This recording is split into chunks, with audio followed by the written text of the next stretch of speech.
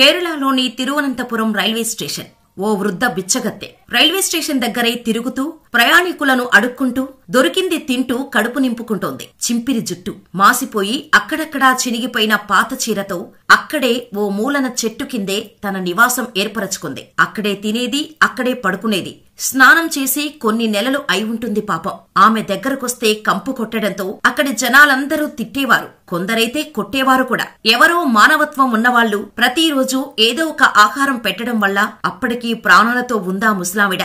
అయితే ఓ రోజు విద్య అనే ఓ అమ్మాయి తన ఫ్రెండ్ ని కలవటానికి ఆ రైల్వే స్టేషన్ కు వచ్చింది. ట్రైన్ కొంచెం లేట్ అవటంతో ఏం చేయాలో తోచక అటూ ఇటూ తిరుగుతూ ఉంది ఆ అమ్మాయి. అంతలోనే ఆ ముసలామ కనిపించింది. ఆకలితో అలమటిస్తోంది. ఆమెను చూసిన విద్య ఏదైనా ఆహారం ఇవ్వాలనుకుని రైల్వే స్టేషన్ లో దొరికే పులిహోర ప్యాకెట్ తీసుకెళ్లి ఇచ్చింది. అలా ఇవ్వడమే ఆలస్యం. ఆ పులిహోర ప్యాకెట్ను చింపేసి క్షణం కూడా ఆలోచించకుండా మట్టి చేతులతోనే తినడం మొదలుపెట్టింది. ఆమె ఎంత ఆకలితో ఉందో చూసిన విద్య కళ్లల్లో నీళ్లు తిరిగాయి. వెళ్లి ఒక వాటర్ బాటిల్ కూడా కొనుక్కొచ్చి ఇచ్చింది విద్య. ఆ ముసలమ్మకి కడుపు నిండా అన్నం పెట్టింది. దాంతో నిండు నూరేళ్లు సుఖంగా ఉండమ్మా అని ఆశీర్వదించింది ఆ ముసలమ్మ. అయితే ఆ ముసలమ్మ తినేదాకా ఆమెనే పరీక్షిస్తూ ఉంది దివ్య. ఆమె పక్కన కొన్ని న్యూస్ పేపర్సు చింపి నలిపేసినవి కాదు, చదివి జాగ్రత్తగా మడతపెట్టినవి. ఓ పక్క సంచిలో బట్టలు, ఆ బట్టల మధ్య కొన్ని పాడైపోయిన పెన్నులు, కొన్ని మాసిపోయిన పుస్తకాలు. అవన్నీ చూసి విద్యకు ఏం అర్థం కాలేదు. అసలు ఈ పెద్దావిడ ఇవన్నీ ఎందుకు పెట్టుకుంది అనే డౌట్ వచ్చి, అమ్మా ఎవరు నువ్వు, నీ పేరేంటి అని అడిగింది. ఆ ముసలమ్మ వల్స అని చెప్పింది. నీకెవరూ లేరా అమ్మా, ఎందుకు ఇక్కడ ఇలా అని అడిగింది. ఎందుకు లేరు తల్లి, కాని నాకు పనిచేసే స్తోమత లేదు కదా, వదిలేశారు అని చెప్పింది. ఇంతకు ముందు ఏం చేసేదానివి, ఎక్కడుండేదానివి అమ్మా అని అడిగింది విద్య.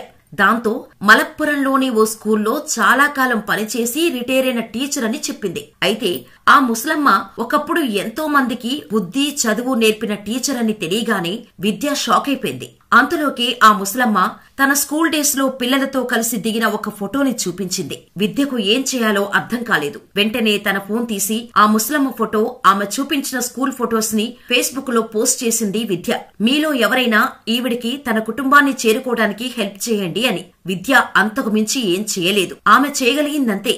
అయితే తాను పోస్ట్ చేసిన ఫొటోస్ మాత్రం చాలానే చేశాయి.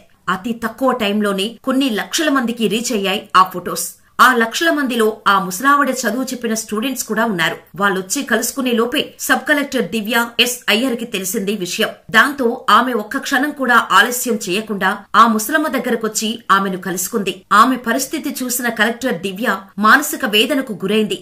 ఎలాంటి సమాజంలో ఉంటున్నామో తెలుసుకుని సిగ్గుపడింది. ఆ ముసలమ్మను కలెక్టర్ కలవగానే అక్కడున్న జనం అందరూ షాక్ అయ్యారు. వాళ్లకి అప్పటికీ తెలియదు ఆ ముసలమ్మ టీచరు అని. కలెక్టర్ ఆ ముసలమ్మని తీసుకెళ్లాక ఆ నోటా ఈ నోటా తెలుసుకుని సిగ్గుపడ్డారు. ఇన్ని రోజులు కుట్టింది, తిట్టింది, ఇంత అసహించుకుంది పంతులమ్మనా అని వాళ్లల్లో వాళ్లే బాధపడ్డారు. అయితే కలెక్టర్ అమ్మ ఆ ముసలమ్మని మీ ఇంట్లో దిగబెడతా, మీ వాళ్లు ఎక్కడుంటారో చెప్పండమ్మా అని అడిగింది. దానికి లేదమ్మా, వాళ్లే వచ్చి తీసుకెళ్లని, నేను మాత్రం వెళ్లను అని సమాధానమిచ్చింది. ఇక కలెక్టర్ అమ్మ చేసేదేం లేక స్థానిక కార్పొరేషన్ నిర్వహించే వృద్ధాశ్రమమైన సాయంనకు తీసుకెళ్లింది. ఇక ఆమె గురించి తెలుసుకున్న తన విద్యార్థులు ఒక్కొక్కలుగా రావటం మొదలుపెట్టారు. నేను తీసుకెళ్తా ఇంటికి, మేం చూసుకుంటాం, మేము ఈ రోజు ఈ స్థాయిలో ఉన్నామంటే కారణం ఆ రోజు మా టీచర్ చెప్పిన చదువే. ఆమె కోసం ఏమాత్రం చేయలేమా అని తీసుకెళ్తానంటే ఆ తల్లి మాత్రం నా కొడుకు నా భర్త దగ్గరకు వెళ్తా అని చెప్పడంతో ఆమె నిర్ణయానికి అందరూ ఎంతో బాధపడేవారు. ఆ పోస్టుకు అప్పటికీ లక్షల మంది స్పందించినా తన కుటుంబం మాత్రం స్పందించలేదు. ఇదంతా కేరళలో జరిగిన నిజమైన సంఘటన. బంధుత్వం చచ్చిపోయినా మానవత్వం ఇంకా జనాల్లో కొందరిలో బతికే ఉందని చెప్పే నిజమైన కథ.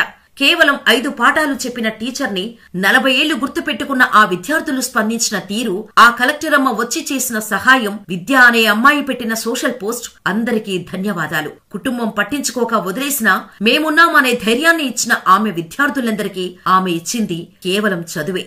మరి ఈ స్టోరీ నచ్చితే ఒక లైక్ చేసి మరిన్ని ఇలాంటి రియల్ లైఫ్ స్టోరీస్ కోసం మా ఛానల్ ని సబ్స్క్రైబ్ చేసుకుని నోటిఫికేషన్ ఆన్ లో ఉంచుకోండి. వీడియోపై మీ అభిప్రాయాన్ని మాకు కామెంట్ చేయండి. మీ లైఫ్ లో ఇలాంటి మోటివేషనల్ ఇన్స్పైరింగ్ స్టోరీస్ కానీ వ్యక్తులు కానీ ఉంటే డిస్క్రిప్షన్ లో ఇచ్చిన మెయిల్